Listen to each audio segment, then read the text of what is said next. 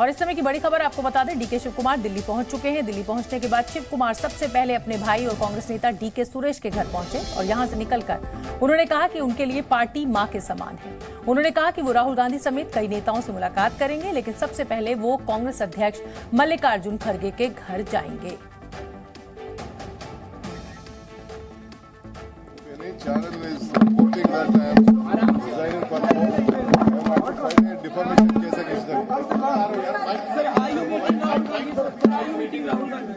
I have to meet all leaders. First, I have to meet my Congress president. Why should I tell all those things? Why I should tell all those things? And some of them are reporting that I will resign and all bullshit. Nothing. My mother is my party. We have built this party. No question. My high command is there. My party is there. Our MLAs are there. 135. और इसी बड़ी खबर पर जी news के दो reporters हमारे साथ live जुड़ रहे हैं। आप देख सकते हैं रवि त्रिपाठी बेंगलुरु से हमारे साथ मौजूद है। पूरे चुनाव पर बहुत नजदीक से नजर रखी है रवि ने, हर अपडेट वो हम तक सबसे पहले पहुंचा रहे हैं। और दूसरी तस्वीर आप अंजलि की देख सकते हैं। अंजलि इस समय खड़गे के घर के बाहर मौजूद है और मल्लिकार्जुन खड़गे का जो घर है वो इस समय ग्राउंड जीरो है। आप जानते हैं कि कांग्रेस के मुख्यमंत्री पद का फैसला इसी घर से लिया जाना है। अंजलि, मैं आपका रुख पहले करना चाहूंगी और जानना चाहूंगी कि डीके शिव कुमार क्या अंदर पहुंच चुके हैं या कितनी देर में वो पहुंचने वाले हैं, क्या जानकारी? जी शोभना जी, देखिए इसी सवाल के जवाब का इंतजार हम भी कर रहे हैं। लगातार टकटकी लगाए हुए हैं कि कब डीके शिव कुमार यहाँ पहुंचेंगे। हालांकि 4:30 से 5 के बीच का वक्त बताया जा रहा था, लेकिन अपने भाई के घर से वो निकल चुके हैं। अभी यहाँ की तस्वीरें आपको दिखाती हूँ कि सुबह से ही सुरक्षा यहाँ पर लगा दी गई थी और लगातार सभी बड़े नेताओं का आना जारी था।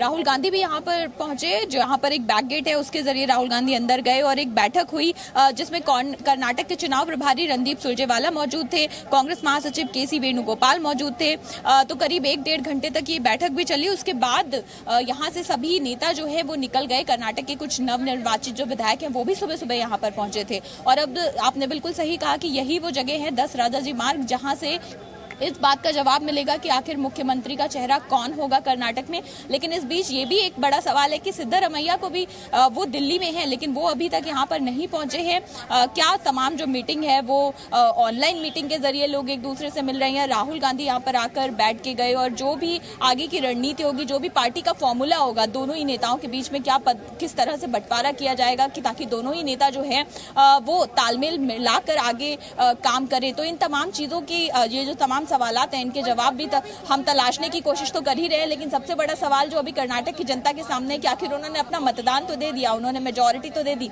लेकिन मुख्यमंत्री का चेहरा कौन होगा? और देखिए अंजलि, ये कुछ नया नहीं हो रहा है कांग्रेस में। आपको याद होगा उत्तर प्रदेश में जब बीजेपी चुनाव जीती थी 8 से 9 दिन लगे थे योगी आदित्यनाथ को मुख्यमंत्री बनाने में। तो ये कुछ भी ऐसा नया नहीं हो रहा है। जब भी कोई इस तरीके का चुनाव होता है और कांग्रेस के लिए ये बहुत बड़ी जीत है, फूक फूक कर चुनाव में कदम आगे बढ़ाया है कांग्रेस ने और जीत दर्ज की है। तो अब मुझे लगता है कि मुख्यमंत्री पद के लिए ये जो विलंब है वो भी शायद इसीलिए हो रहा है कि कहीं ऐसा ना हो कि कोई रायता फैल जाए और मुसीबत जो है वो आवेल मुझे मार हो जाए। रवि का मैं रुख करना चाहूंगी। रवि, देखिए सारे जो बड़े नेता हैं वो इस समय दिल्ली पहुंचे हुए हैं, मंथन चल रहा है। सिद्धरामैया और डीके शिव कुमार दोनों ही बड़े कद्दावर नेता हैं, दोनों ही बहुत काबिल नेता हैं। तो कांग्रेस के लिए भी कोई आसान नहीं है इस समय किसी भी फैसले पर पहुंचना। आपको सूत्रों के हवाले से क्या जानकारी मिल रही है? किसका पलड़ा आपका जो सूत्र है वो बता रहे हैं कि भारी है?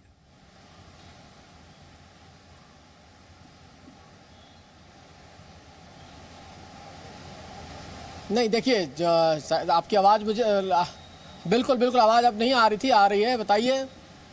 रवि, मेरा सवाल आपसे यही है कि मैंने जिक्र किया कि मुख्यमंत्री पद के लिए बहुत जल्दी फैसले नहीं होते। उत्तर प्रदेश का मैंने उदाहरण दिया कि योगी को मुख्यमंत्री बनाने में 8 से 9 दिन का वक्त लग गया था। तो ये कुछ नया नहीं हो रहा और कांग्रेस के लिए ये जीत बहुत बड़ी है, इसलिए फूक फूक के कदम कांग्रेस रख रही है। लेकिन अगर मैं आपके सूत्रों के हवाले की खबर का जिक्र करूं तो किसका पलड़ा आपको भारी दिखाई दे रहा है या पता चल रहा है? सिद्धरामैया या फिर डीके शिव कुमार? दोनों ही बिल्कुल बराबरी के काबिल नेता हैं कांग्रेस के। बिल्कुल बिल्कुल आपने सही कहा, दोनों ही बराबरी के नेता हैं, काबिल नेता हैं, दोनों की अलग अलग क्षमता है। एक पॉपुलर लीडर है तो एक मैनेजर बहुत बढ़िया है। सिद्धारमैया बहुत पॉपुलर है स्टेट में अपने काम की वजह से, अपने ऑरेटरी स्किल की वजह से और अपने कहीं ना कहीं कास्ट कॉम्बिनेशन की वजह से भी वो बहुत पॉपुलर है यहाँ। लेकिन दूसरी तरफ अगर डीके शिव कुमार की बात करें तो कमाल के मैनेजर भी हैं वो।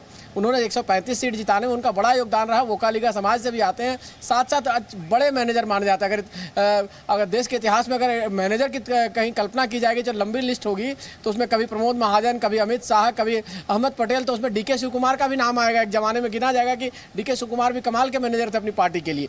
बावजूद इसके देखिए, लीडर जो होता है, लीडर के नाम पर चुनाव लड़ा जाता है, चुनाव जीता जाता है। हालांकि नाम डिक्लेयर नहीं किया गया था, फिर भी लोगों को था कि सिद्धारमैया ही यहाँ मुख्यमंत्री बनेंगे। उनके अनुभव को देखते हुए, उनके एक्सपीरियंस को देखते हुए, उनके पॉपुलैरिटी को देखते हुए, और सबसे बड़ी चीज कि राहुल गांधी का समर्थन उनको हासिल है। देखिए यहाँ लड़ाई क्या है समझना पड़ेगा आपको। लड़ाई ये है कि आला कमान और हाई कमान है कौन आज की डेट में। खड़गे साहब पार्टी के अध्यक्ष हैं, लेकिन वो कहते हैं कि हाई कमान फैसला करेगा। अब हाई कमान कौन है? राहुल गांधी, सोनिया गांधी, प्रियंका गांधी। और राहुल गांधी अगर चाहते हैं कि सिद्धारमैया बने, लेकिन डीके शिव कुमार को लगता है कि सोनिया गांधी और प्रियंका गांधी अगर दिल्ली में आज रहती तो शायद उनके पक्ष की बात ज्यादा होती। बहुत उलझी हुई स्थिति है, बहुत उलझी हुई स्थिति है रवि। और मैं आपसे यही कहूंगी कि नजर बना के रखिए, जैसे ही आपके सूत्र कुछ खबर दें सबसे पहले जी न्यूज पर हम अपने दर्शकों तक पहुंचाएंगे और ये खबर ब्रेक करेंगे कि कौन बनने जा रहा है मुख्यमंत्री कर्नाटक का।